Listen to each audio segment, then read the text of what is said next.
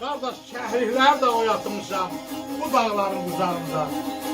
Yoxşumuzda yorulmuşam, yarışımızda ıslanmışam.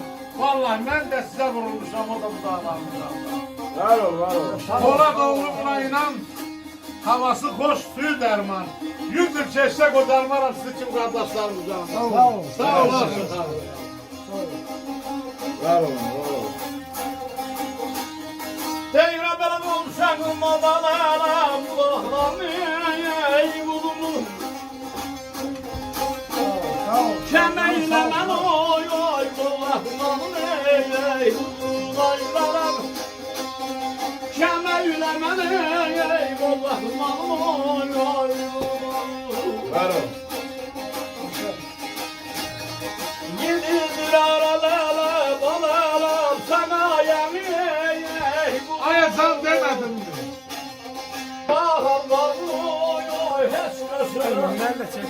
Elice tut, elice. Sen yalayla yahla balam layla yahla balam layla balam. Bir aşıqları çox surfasın ha, biraz sözünə diqqət elə.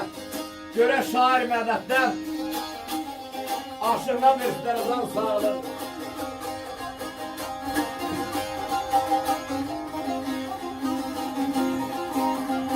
Gəlay bəli bunlar.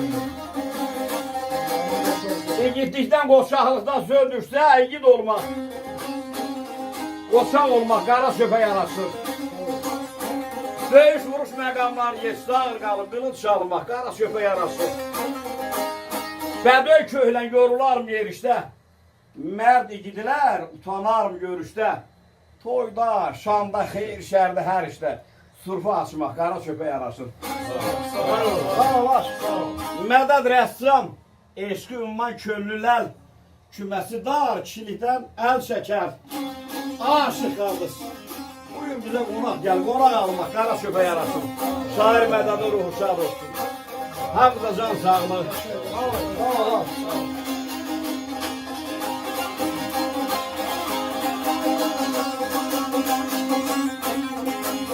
Bir gözəlim sığal verir telinə, gül çiçəkdən kəmər bağla belinə.